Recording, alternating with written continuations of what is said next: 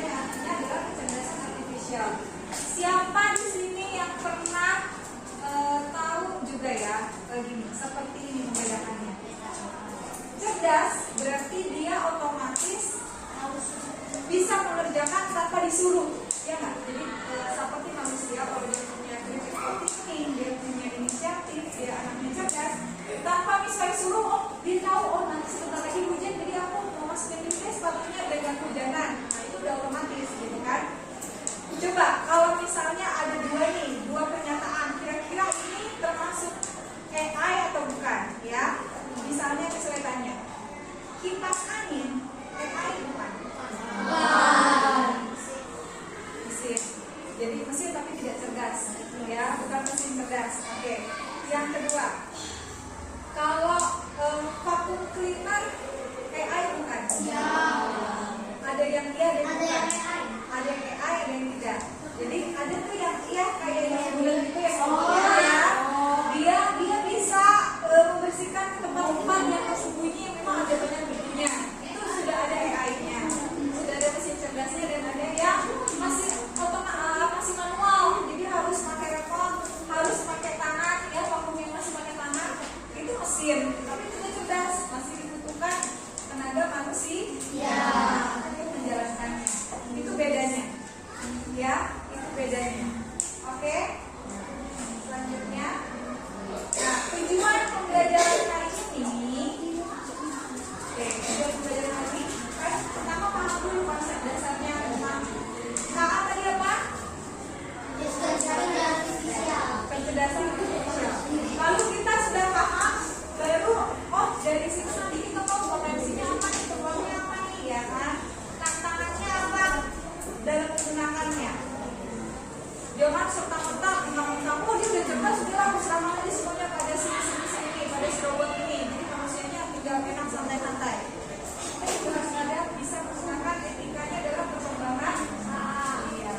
Kita coba baca sama-sama. 1, 2, 3.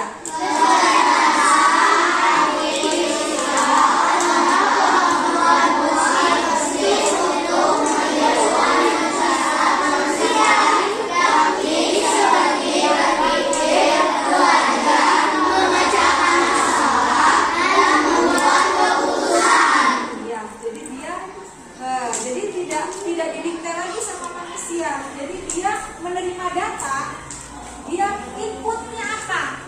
Jadi misalnya kita tinggal pencet kan, powernya nyala, lalu inputnya misalnya AC-nya yang sudah ada AI. Jadi ketika cuaca dingin, dia otomatis udara hangat keluar dari AC. Tapi ketika cuaca panas, dia akan ada keluar udara dingin. Jadi mendeteksi suhu secara otomatis. Jadi inputnya adalah menyesuaikan suhu ruangan.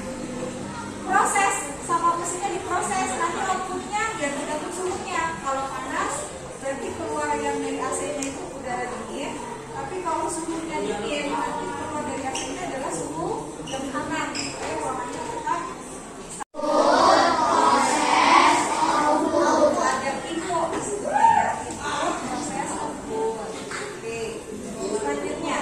Ini videonya, ya, disimak ya.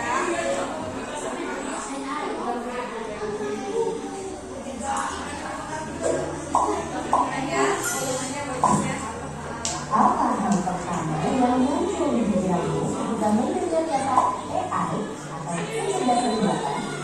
Apakah AI jahat seperti di film-film Hollywood?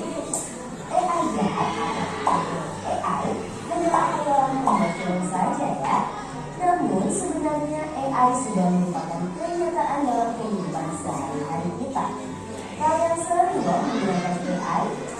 Ketika buka handphone, fitur fingerprint atau face unlock menggunakan AI untuk dapat mendeteksi sidik jari atau wajah kalian dengan lebih cepat.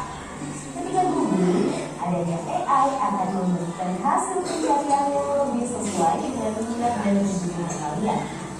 AI juga banyak digunakan pada berbagai aplikasi loh.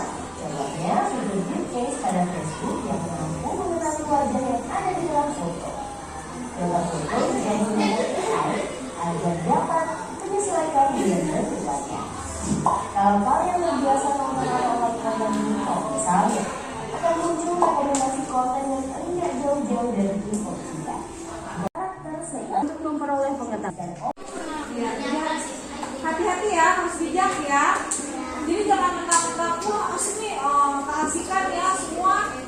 data kita kasih, apalagi nama orang tua kandung, ibu kandung itu jangan sampai dikasih ke sembarang orang ya. Nomor, nah jadi kalau misalnya mau di media sosial jangan terlalu vulgar status update setiap saat. Misalnya, oh hari ini aku pulang jam segini, oh mamaku hari ini gak jemput nih, jadi aku dijemput sama Gojek. Nanti oh dihafal, oh segini pulangnya sama Gojek. Nah soalnya nanti takutnya kenapa-napa. Jadi janganlah sering-sering membuka atau membuat sesuatu yang privacy di media sosial ya. Jadi kalau bisa akunnya dikunci ya. Lalu kalau misalnya memang bukan orang yang nggak kita kenal, janganlah mudah percaya ya sama orang. Jaga diri, jaga iman, jaga lingkungan. Nah, kalau diri kita dijaga, teman kita dijaga, lingkungan kita juga kita bersih ya, kita terjaga. Pengalamannya tadi ada banyak ya di bidang kesehatan, di bidang transportasi, keamanan, bisnis, pendidikan. Tadi transportasi contohnya sudah pakai AI apa ya? Mobil, Tesla.